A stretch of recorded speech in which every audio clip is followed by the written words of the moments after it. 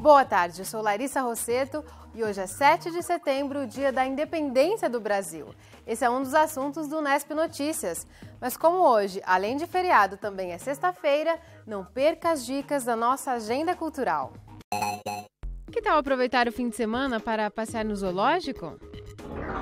Técnicos passam por treinamento para que dengue não vire epidemia.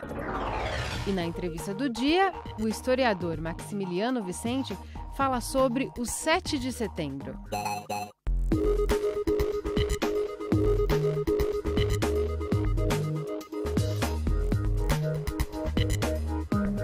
Em todo o país, desfiles cívicos marcaram as comemorações pelos 190 anos da independência do Brasil.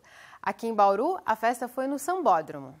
O desfile marca a comemoração da independência do Brasil. O objetivo é estimular a reflexão sobre a data. Além da celebração, uma comemoração pela pátria, né, por esse Estado democrático que a gente, graças a Deus, vive, acho que é um momento de reflexão e de dar valor à estrutura que nós temos, né, a essa democracia, refletir sobre nossa história, todos os aspectos negativos e positivos, para que isso seja aplicado no dia a dia e no exercício da cidadania. Passaram aqui pela passarela do Sambódromo a Marinha, o tiro de guerra, a polícia militar e até o helicóptero Águia. Foram 48 entidades civis e militares que desfilaram ao som da banda da PM. As arquibancadas ficaram lotadas e a população gostou da apresentação. Achei muito bonito, principalmente meu filho que estuda na escola pública. Hoje, por ter tirado a matéria de educação moral e cívica, eu pude estar mostrando para ele aí quantos anos está se comemorando a nossa independência do Brasil.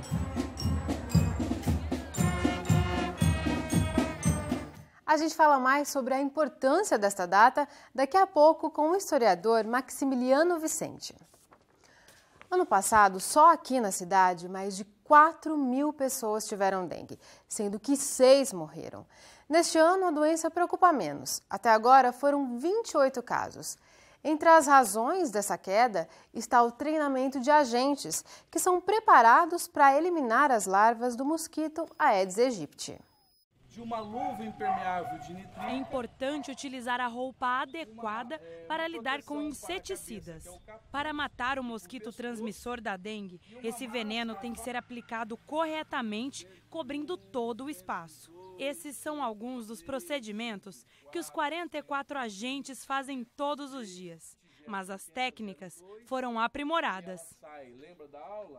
A intenção nossa é fornecer para os nossos agentes informações novas para que ele atenda bem o nosso cliente, que seria os pontos onde a gente faz a vistoria, né? Além da oficina sobre a aplicação do veneno, os agentes participaram de palestras sobre a rotina de trabalho.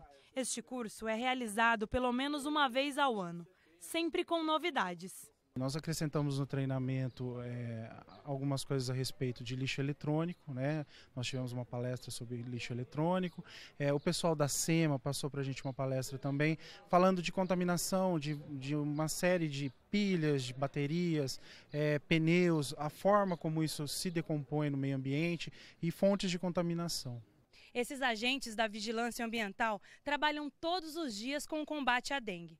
Eles orientam a população, visitam áreas de risco e, quando é necessário, aplicam o inseticida. Esse filtro de carvão... A dengue é uma doença de ciclos. Em alguns anos, uma cidade pode registrar poucos casos e, em outros, passar por uma epidemia. Quando há uma instalação de epidemia com altos índices de transmissão, com bastante casos acontecendo, ocorre geralmente com a entrada de um sorotipo que não estava circulando no momento na cidade. Tem fatores como a questão do nível de chuva, né, da quantidade de chuva que a gente teve, do índice pluviométrico da cidade, criadouros espalhados pela cidade, né, são vários fatores que nós temos que levar em consideração quanto à transmissão de dengue aí. Esses agentes também foram orientados sobre a fiscalização e as formas de abordar a população. Clésio trabalha com a aplicação de inseticida há mais de 2 anos. Mesmo tendo experiência, aprendeu durante a capacitação. Melhorou bastante a eficiência da gente no trabalho, do dia a dia a campo, né? Tanto na aplicação nos PEs do inseticida para eliminar criadouros e o mosquito alado, né? e clareou muito dúvidas que a gente tinha a respeito de detalhes de como fazer, né, que sempre tem, na verdade, nunca ninguém sabe tudo. Mas para evitar que a cidade passe por uma epidemia de dengue, a população também deve fazer a sua parte. Com certeza o tempo seco está ajudando também a segurar os casos de dengue. E já são 52 dias sem chuva. A nosso pedido, o IPMET fez um levantamento sobre os períodos de estiagem nos últimos 30 anos em Bauru.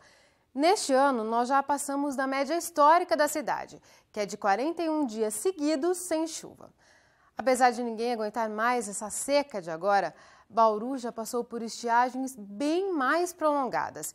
Em 1988, foram 86 dias seguidos sem uma gota de água. Já pensou? Bom, e se depender desse feriado, a estiagem continua. Não há previsão de chuvas para o estado de São Paulo neste feriado prolongado. As temperaturas seguem altas.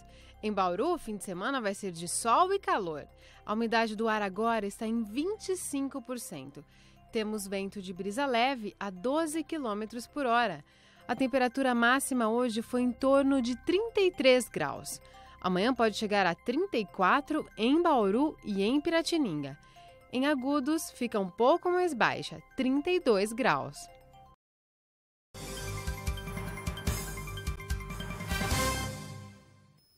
Na próxima semana, a Unesp Notícias faz uma série de entrevistas ao vivo com os 4 candidatos à Prefeitura de Bauru.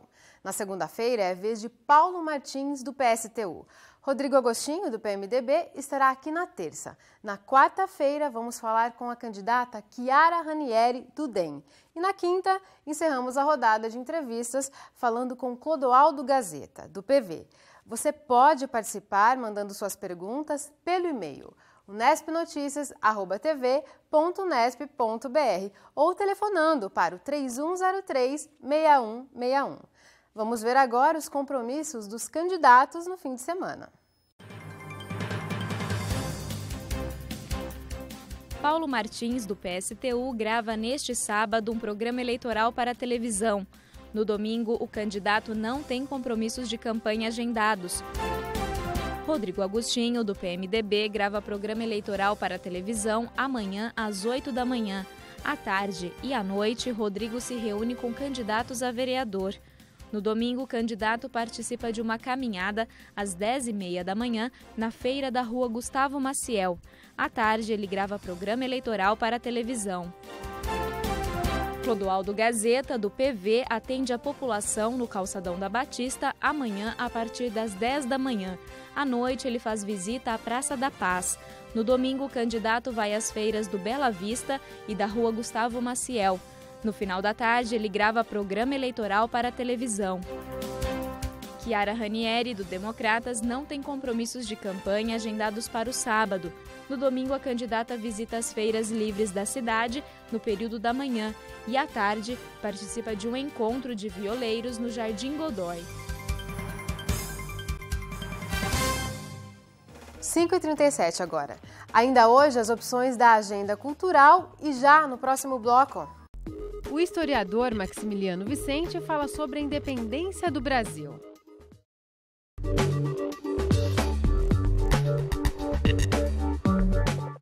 E agora a gente fala sobre uma passagem importante da nossa história num dia mais que propício. Vamos falar sobre a independência do Brasil.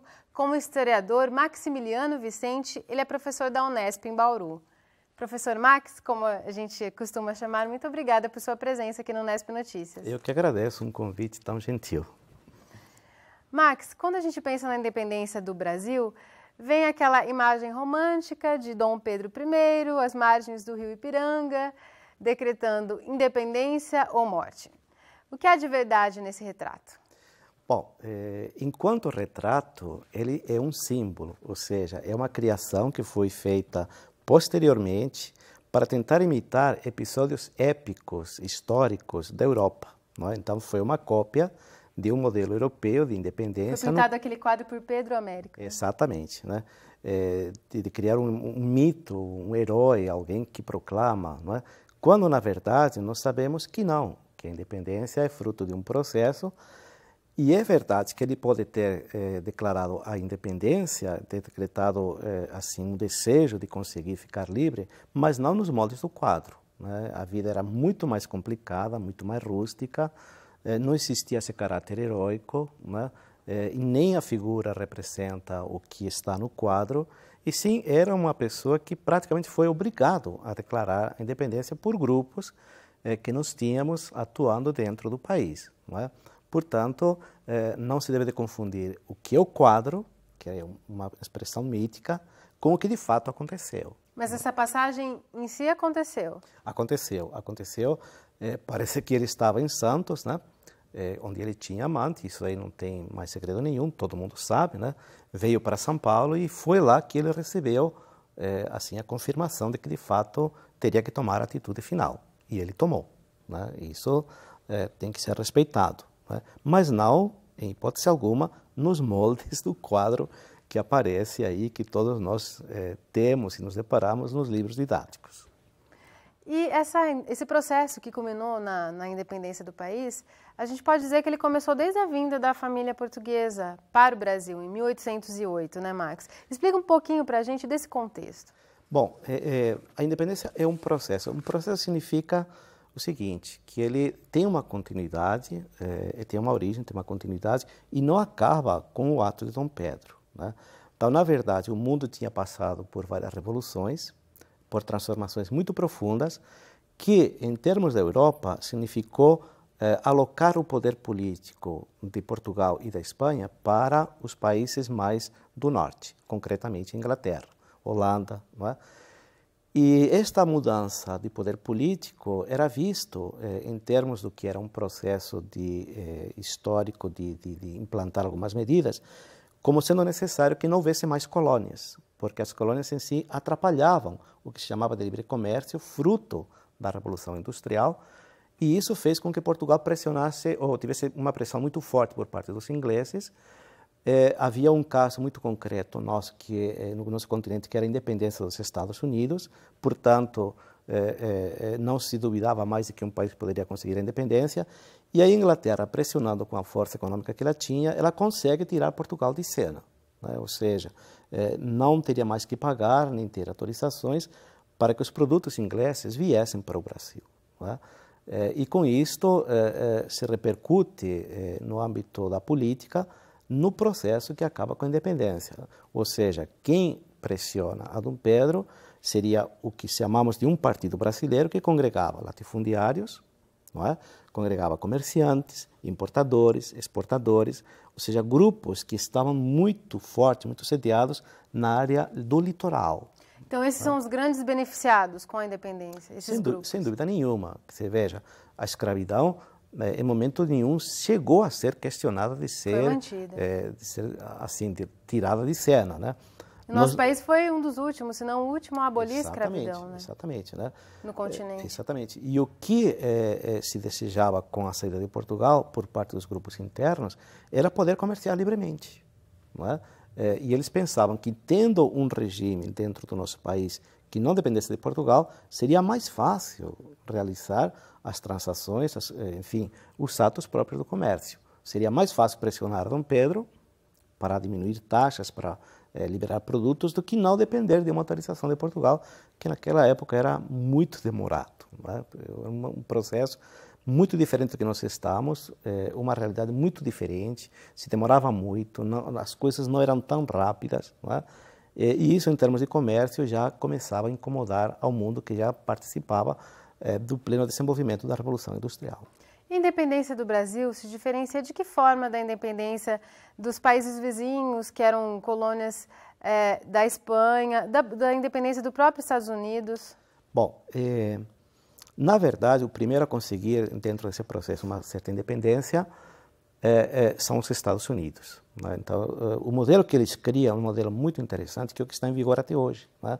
É um modelo federativo, republicano, uma Constituição bastante enxuta, muito marcada pelo processo liberal, pela ideologia liberal, e, de alguma forma, é uma luta muito intensa em termos de violência contra os ingleses, não é? Então, é o primeiro modelo que nós temos, uma independência conseguida plenamente, ou seja, eles quebram a dependência da Inglaterra e partem para um processo de desenvolvimento muito próprio deles. Que não foi o que aconteceu aqui no Brasil. Não, de forma alguma. Na América Latina nós temos uma independência muito variada, por exemplo, no Haiti foi uma independência conseguida pelos escravos. Né? No resto da América Latina foi uma luta contra a metrópole, no caso a Espanha, e se cria um regime republicano, ou seja, se criam repúblicas, divisões, territórios bem definidos, bem demarcados. Né? Ao contrário do nosso processo, que é um processo de criar uma monarquia, que era uma instituição praticamente em decadência já em todos os países, né? E que nós conseguimos esse processo sem luta, ou seja, foi mais uma pressão externa do que interna para reconhecer a nossa independência. É claro que depois nós temos muitas revoltas para ver se o poder de Dom Pedro seria aumentado, ou seja, se haveria centralização, ou se bem se dava mais autonomia para as províncias. Naquela época não eram estados, eram províncias, não é?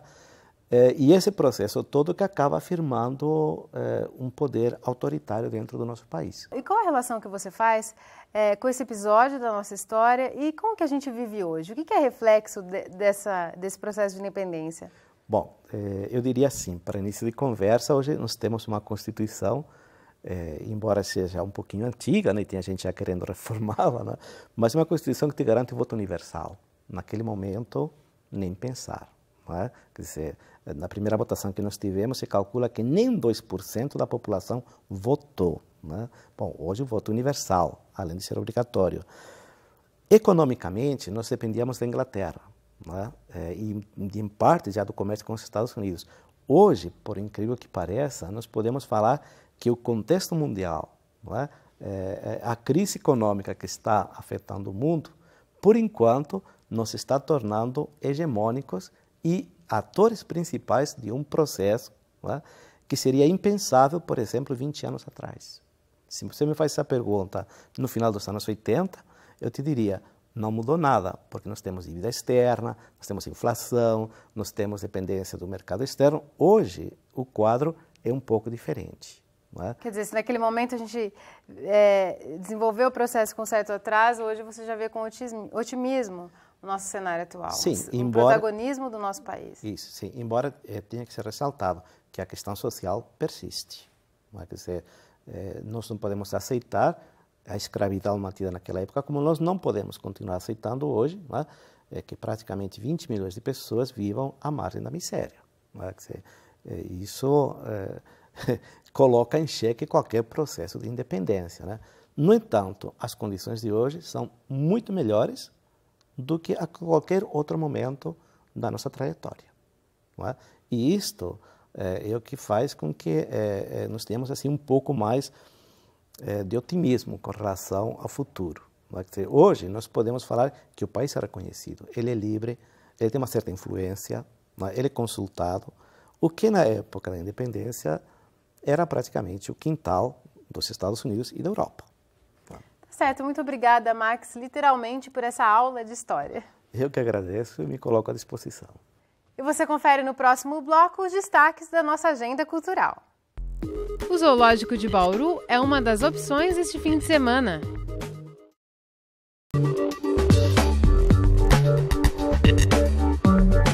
Vai até domingo a terceira edição da Expotécnica. O evento é realizado no distrito de Tibiriçá.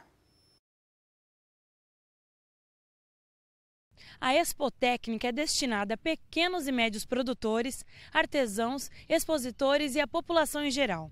Vai ter informação, tecnologia, esporte e entretenimento. Beth, qual é o objetivo deste evento?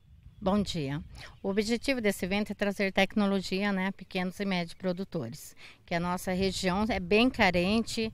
Nós temos em torno de 800 e poucas propriedades, sendo os 500 e pouquinhos sendo os pequenos. Tem essa carência de tecnologia. Então é trazer informações, palestras técnicas, vamos ter oficina, né, de artesãos, trazendo aí uma oportunidade para os moradores do distrito, as mulheres, proprietário rural, para estar aprendendo artesanato e conseguir uma nova renda. Tá? E vamos ter também show, bailes E temos várias empresas trazendo tecnologia, empresa de tratores, está o Banco do Brasil com a gente. Vai estar aqui a nossa linha de crédito do Banco do Brasil, junto com o nosso engenheiro Otaviano, já fazendo o projeto. Se você quiser comprar um trator, já faz o projeto no ato, já dá início, né, para comprar esse trator aqui no local. O objetivo, então, também é incentivar esses pequenos e médios produtores. Sim, temos que incentivar os nossos pequenos produtores, que recentemente teve uma pesquisa que 75% do alimento que chega à nossa mesa vem do pequeno. Então, a gente tem que trabalhar bem em cima disso e focar que os jovens não saiam do campo, né? Que continue essa tradição, porque senão daqui a uns anos nós não vamos ter alimento na nossa mesa. Obrigada, Beth. A terceira Expotécnica será realizada aqui no Centro Rural do Distrito de Tibiriçá. Catiúcia Reis para o Nesp Notícias. Chegou a hora de programar o fim de semana. Fique ligado na agenda cultural.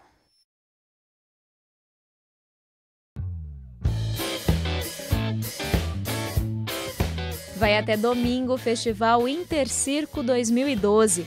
O evento promove um encontro de artistas circenses com a população. São diversas atividades e oficinas, todas de graça. Para conferir a programação completa, acesse o site da Prefeitura. O endereço é bauru.sp.gov.br.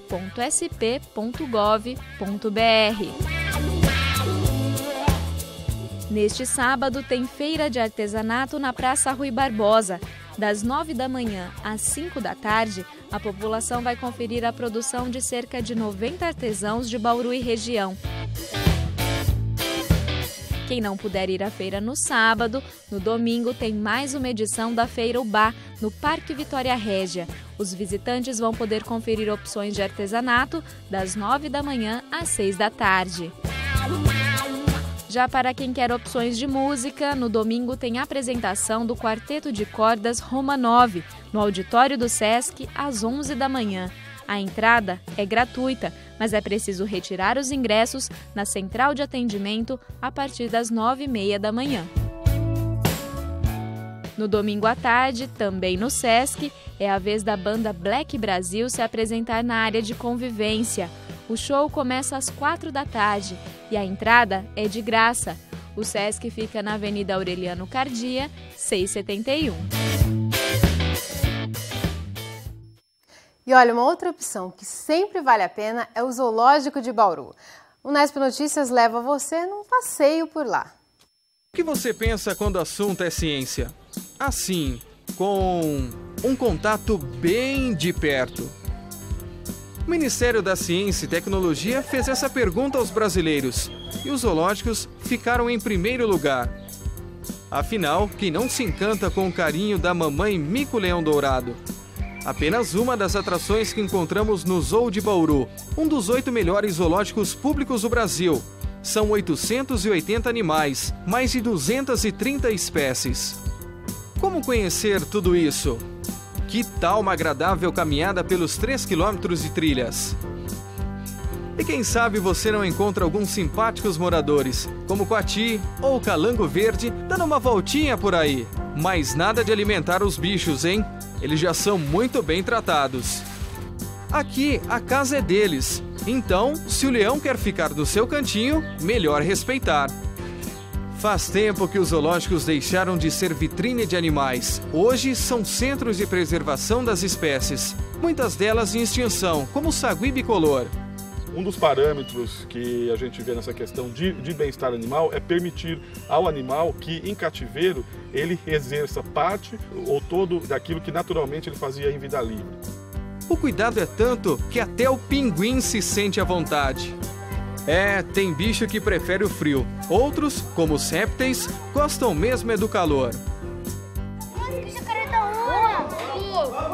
o dentinho do garoto. Olhando assim, dá até medo da cascavel, não é? A jiboia parece que está bem mais tranquila. Ela tá aí só enrolada. Essa aí é conhecida como tartaruga japonesa, mas para a ciência é o tigre d'água. Tão bonita quanto o tigre mais famoso de todos, o tigre de Bengala. Mais uma curiosidade, quem disse que o único rei por aqui é o leão? Ele é o rei dos urubus. Faltou alguma coisa? Viu? E se ficar alguma dúvida, é só consultar as placas. Alpaca. Nome científico: lama falcon. Dá pra ver que no zoológico a gente se diverte e ainda leva conhecimento pra casa. E essa galerinha, pelo jeito, não vai esquecer tão cedo. O Zoo de Bauru fica na rodovia Comandante João Ribeiro de Barros, quilômetro 232. Funciona todos os dias a partir das 8 da manhã. Escolas podem marcar visitas pelo telefone.